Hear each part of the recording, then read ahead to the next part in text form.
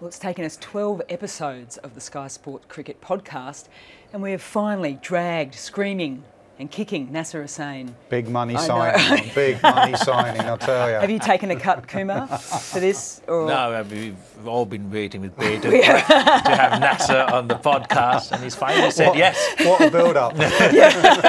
So no pressure whatsoever. Day two, which seems kind of weird a little bit because we're now into Australia's second innings, and it was the perfect day today. It was absolutely gorgeous at Headingley. The sun was out. It was a batting day. England started on 68 for 3, looking to really push on with the 2 Yorkies at the crease. It felt as if it was all set up for a wonderful day for England. It was. It started well, by the way, with your interview with Mitch Marsh. I thought that set the day up perfectly because it sort of reflected where we are with sport and what it means to you and family and the ups and downs. You called it brilliantly, the 100 moment. He was hated 4 years ago. He's loved now. His family in Bali celebrating. So it was set up perfectly, the emotion of sport. 2 Yorkies go out the door. And I was on comms, and the first ball, usually there's a bit of a roar or something. There was deadly silence. So I think there was a little bit of nerves in the crowd. I thought so. And then obviously that gets a bit more nervous when Root nicks off second ball of the day and Bairstow goes a bit later. England were in a real spot of bother then. Cummins and Root, not his bunny, but it seems as if he's got his measure at the moment.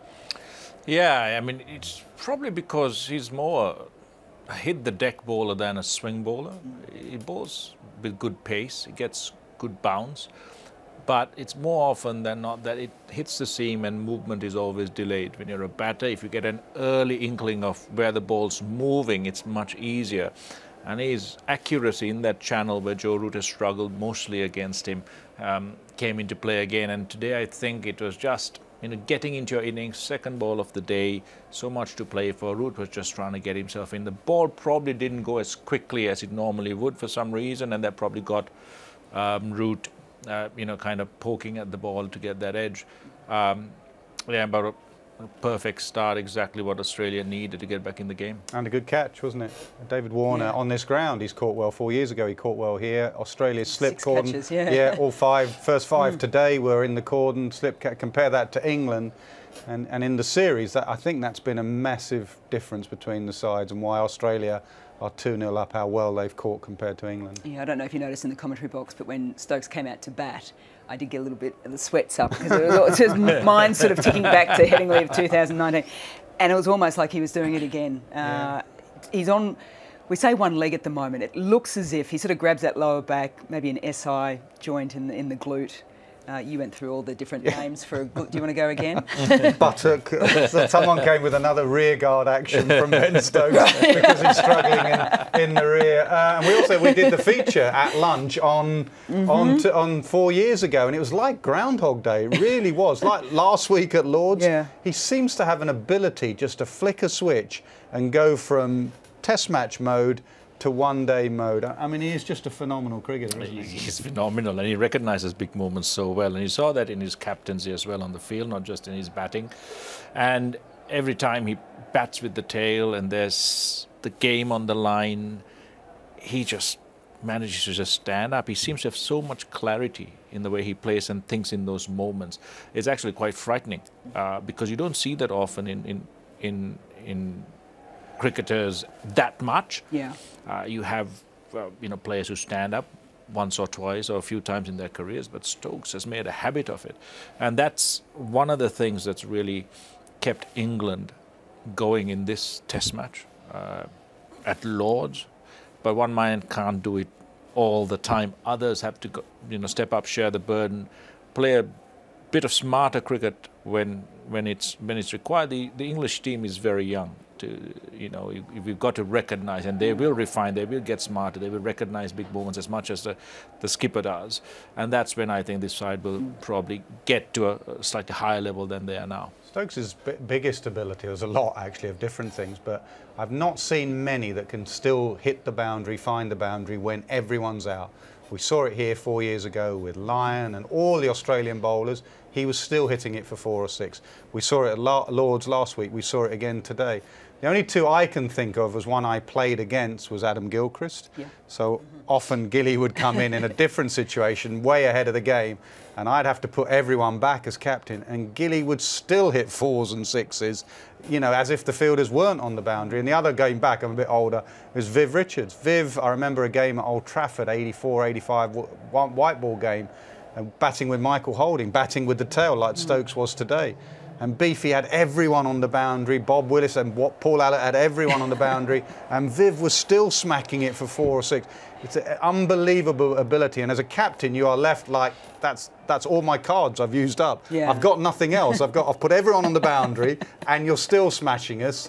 What can we do? I thought actually, you know, what they did to Stokes was fine, and Stokes, like you said, was still fine in the bite. I found it a little bit odd that Australia kept the same field to the tail-enders as well. They probably could have switched it up a little bit more and go orthodox catchers. Still had a couple of men out to save the boundaries, but sometimes when you're batting with the tail, the opposition seem to lose a bit of focus on you as the main batter, and they tend to focus a little bit too much on the tail-ender, and they do unorthodox things at that time. And how many times have we seen the tail wag and really annoy and bat with the batter there, and today it happened again.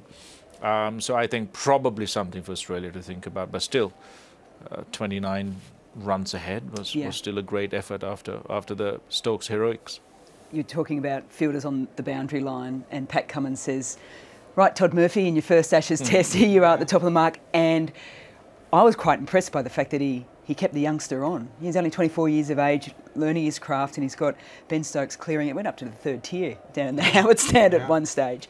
But you could see that he was thinking through what he needed to do and go full and wide. He bowled a little bit quicker at times. He got a little bit of tap, but he got his first wicket.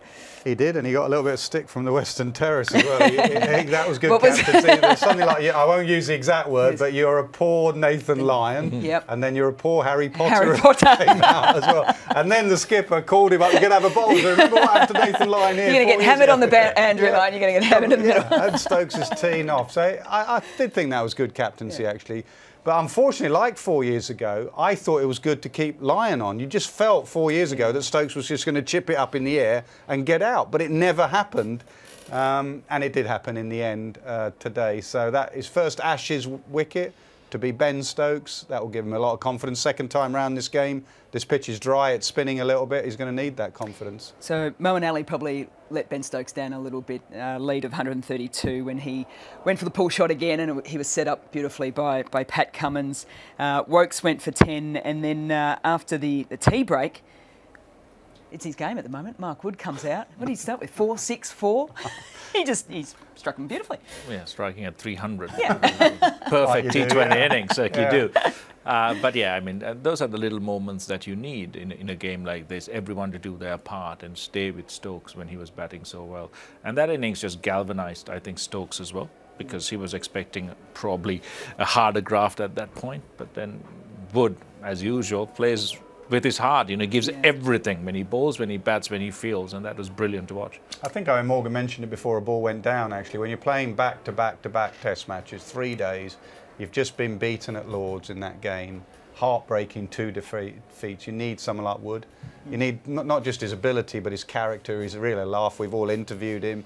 He's one of the best you could possibly ask to interview. He just seems to love life and love the game. So England needed a bit of a lift.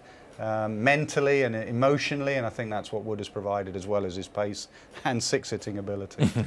Australia ended up bowling out England, and they had a lead of 26. I look at, you just spoke about back-to-back test matches, so someone like Pat Cummins bowling, but also the captaincy, and there's been a bit going on outside the game as well. That's becomes quite mentally draining as well. So for him to stand up today and get 6 for 91 was impressive too. He's been incredibly impressive throughout, actually, physically.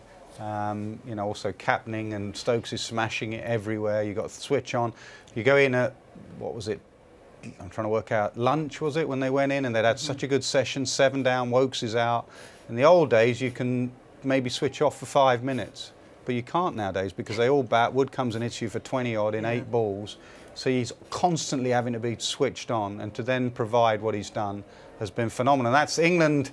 What England need to do is make sure that they win here, and then he's got to then play maybe 5 in a row with the World Test Championship, win there, Old Trafford. Then they've got to take their skipper to the last game at the Oval and play 6 in a row. So he has been phenomenal, Pat Cummins, on and off the cricket field. Phenomenal also is Stuart Broad and his record against David Warner. So after rolling England for 237, the Australian openers go out to the middle, and yet for the 17th time, Broad gets Warner. It's almost inevitable now, isn't it? Every time he faces Broad, you're just waiting for the nick or the LB or the bowl, whatever it may be. When we watched Warner in the first test, we thought that perhaps he's worked out a new method. He was batting more on legs time, not covering his stumps as much, hitting it more with the bat, and only worrying about the outside edge really, but got him there as well of that inside edge, and then kept going. So once it becomes a habit, Darryl Cullinan and Shane Warne from history. I was going to ask you actually, who would be who would get you out the most? James Anderson got me, a lot of bowlers got me out many times, Nasser, but I think Jimmy Anderson got me about 7 times. Right. Similar dismissals? Or? Yeah, I'm a lefty. I nick most of the time. So yeah, a few times in Sri Lanka as well, twice in 2 tests, I think. And the key is not to let it enter your mind, because all you got to do is say, listen, was it a good ball? Was it something technical? Because if you're getting out the same way, and then if it's a good ball, you just got to put it out of your mind and keep going. For Warner, he's got to do something different against Broad, and he's got to get his captain and his batting partners to trust him. Either he's got to bat out of the crease, be a bit more taking something. But the only way you can avoid getting out and delaying that inevitability is to score runs. So you've got to put pressure back on Broad. It's not easy in England with the Duke's ball swinging around, but he's got to try it. He's got to go a little bit more aggressive, because the defence has not worked, and he's now got to go one way and not get confused. It was a big wicket as well, because Warner, as we know, can get Australia off to a flyer, and then that 20-odd run lead gets up towards 60, 70, none down, and you feel the game's going away from you. But England kept control by getting Warner. Labuschagne's not in the best of nick. He's getting starts, but you wouldn't say he's his fluent best. Then Usman Khawaja goes slightly in his shell, as he can do in situations like that. And Stokes immediately has control again. The Western Terrace are alive. Headingley's alive. So Warner could have quietened this crowd down quickly, and that's why it was so vital getting him. Yeah, and it was quite surprising to see the way Labuschagne and Khawaja batted. They batted as if they're batting out a day to save the game. They never batted as if they were ahead of the game and wanted to get more ahead. And if you want to bat time, the only way to do that is to score runs. If you try to just bat time, you're not going to go anywhere. And every time you lose a wicket, you bring the opposition back in. You bring the opposition back in, as we saw. So I think both of them have to kind of look at themselves a little bit in terms of the context of the game. You can't get too lost in your own game and in your own self without really thinking about what does the side need of me. Yeah. And I think Khawaja had his moments even in the first test, even in that second innings when he was batting slowly, was not really rotating, and he kept bringing England back, even though his innings was formidable and contributed hugely to the win in that second innings. But here, they showed no intent. They were not running quickly between wickets, which was quite surprising, which is a very Australian thing to do. Yeah, is to run hard, turn ones into twos, put pressure on the field. There was nothing there. The shot making was very, very ineffective. And when you start doing that with the Duke's ball in England, you will get a ball that takes the edge or does something that gets you out. And the moment that happens, it lifts the opposition, as we saw with England. Steve Smith falls, and now they're 4 down. And England's right in this. Anything under 300, England's going to chase this down, I feel. You've calmed down a little bit, because you were talking about this in the commentary box, and you're a bit riled up. Yeah, it's a strange thing when you're watching. I mean, I probably might have done similar things when I was batting and made the same mistakes, but when you're watching from here in such a huge game, and they're 2-0 up, and they've been handed the advantage again, the key is to really make it count and push forward.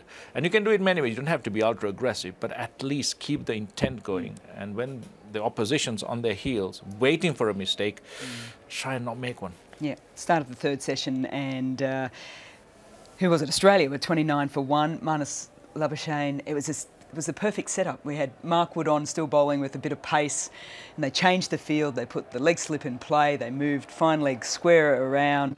He came around the wicket. He got a little feather down the leg side. 2 Bairstow and a... Could you stop there? Well, I think the funniest part of it was, and that, I'm not saying that because it's Australia, but Bairstow was flat out on the ground. Wood was flat out on the middle of the pitch. Yeah. And yeah, another catch going down. Another catch going down. A hard one, Kumar can tell you. I mean, that was a slightly harder one than the one he dropped down the leg side of Travis Head. I always think, like, even his positioning to Travis Head, I always think he can stand a little bit like Carey did to Duckett at Lord's. You know how you're trying to get him out. You're trying to get Travis Head down the leg side. You're probably trying to get Labuschagne bounced out. He was round the wicket. So I always think that Kumar talks about which edge of the bat you're going to cover. I think in bouncers in at the ribs, you can tell me better. Possibly you're not going to get one dive into your right, are you? You're going to get it going to your left. So maybe he could have done what Carey did and stand down the leg side a bit more. Yeah, absolutely. And that's part of the communication you have with the bowler and the captain, saying, what are we trying to do here? And then hedge your bets that way. We see New Zealand do it a lot when Wagner bounces. If they're going at the body, the wicket keeper is down leg side. And they move the leg slip in, he's bowling round the wicket, and he's trying to get Labuschagne out, caught down the leg side. So he could have probably stood a lot straight or even down leg side, made it easier. But where he stood, it was a very tough catch. And those things, when you really dive full stretch, they've got to stick. But the funny thing is the contrasting expressions on Johnny Bairstow's face when he missed it. It was almost not just frustration, but almost resignation, thinking, oh, just another one. And then you had Labuschagne sleepwalking into a sweep.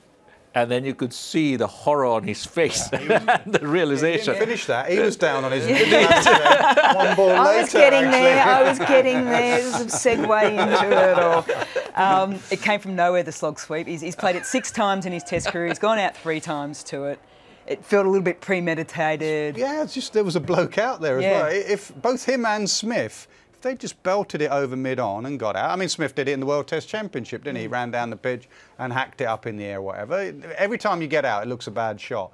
But those two in particular, they're so meticulous with their planning and problem solving.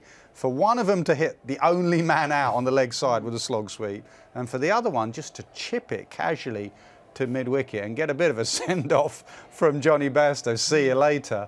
I'd love to know what Johnny's going to get when he goes out to that, or some of the comebacks. I heard one of your comebacks at the back of the box. Did you now? You won't, no, actually, don't say that. Mention it. Yeah. Twice, wasn't it, Johnny Bairstow? Yeah. See you later, and then Smith asked him what he said. He said, "Oh, well," I said, "Cheers, mate." Keepers, keepers and send-off. It was a bit of a gift. Very unlike, it was a gift, wasn't it? Very unlike Both the wicket wickets. keeper to be rude like that. No, very unlike them. So dignified, aren't they? Yes, but Labuschagne and Smith departing very quickly between the two. It was Moeen Ali's 200th wicket, though. Yeah. 3rd spinner for England. It's incredible cricketer, really. When you first saw, and I saw Moeen playing at Warwickshire, and I spoke to Nick Knight about him. Nick played with him. And I just thought he was a batter who bowled a little bit of off-spin. And actually, as his career has progressed, he's bowled more and more and more. And that's some list to be on to get to 200 Test match wickets. So fair play to Mo. You know, people love to hate Mo at times because of the way he bats and the shots he plays, and he frustrates. I think he frustrates himself. He has said that on interview. He said, I had a brain fade there on interview. So he does that with the bat, but fair play to him. 200 Test match wickets, 3rd on the list for England as a spinner. That's a great achievement. And then it was Khawaja falling for 43, and it was Woakes. He's come back from injury, he's come into this Test, and he's played a pretty vital role, hasn't he? Yeah, absolutely. With this, I mean, he's got batting skill as well, which might be needed in the next innings, but he bowled beautifully. Great line to a left-hander, starting leg stump, almost midland leg, going across him. And because Khawaja has been, you know, batting a lot without a lot of intent, again, it takes a good ball to get him out because his defence has been immaculate. But that's what happens. Inevitably, there will be a ball that gets you out. Yep. And as a batter, you have to be able to delay that by reversing pressure, batting with intent, and looking to score. But unfortunately, again, for Australia, but fortunately for England, that wicket again drew them back even more into the game. Yeah, in Australia's first innings, it was Mitchell Marsh that came out with Australia in a little bit of trouble at 86 for 4. Pretty much likewise in this innings as well. He came out 90 runs on the board when he joined Travis Head as well. That is the end of play just now. Those two have left the field for Australia with Marsh on 17, Head on 18. The lead is 142 for Australia. Australia 116 for 4. I've got to remind myself, that was the end of day 2. Yeah. We are only at day 3 tomorrow. I know, I've said on commentary, Athers went and, we've had 2 and a bit days of cricket, and the producer at the back said, we've only been here a day in the pitch, and it has absolutely felt like that. Now, it's unusual because this pitch, we all know, in the last 6-7 years, there have been some monumental runs chased. Obviously, the Stokes innings, West Indies before that chased down 320 comfortably. England chased down a big score last year. County cricket, 380's been chased down. But this one looks a little bit different. It's a bit drier. We've shown some uneven bounce. Moeen spun a couple. It's perfectly poised. I think Australia would like the comfort of 300 lead. Yeah. That's still some way away. 300 is around about where I think England may be sweating. Are we going to get back in this Ashes series or not? But like I say, that's still a lot of work to do tomorrow morning for both sides. Yeah. Kumar, as always, fantastic to have you on the podcast. That is some great, from me, isn't it? My first podcast. What a contribution that is. Do you want to come back? Or I've enjoyed it. How did you feel? Stuff. You all right? Yeah, very good. Lovely. Very good. There we go. Thank you for joining us as well. Play starts at 10:15 tomorrow on Sky Sport Cricket, and we'll be back with the podcast tomorrow afternoon as well. We'll see you then on day 3.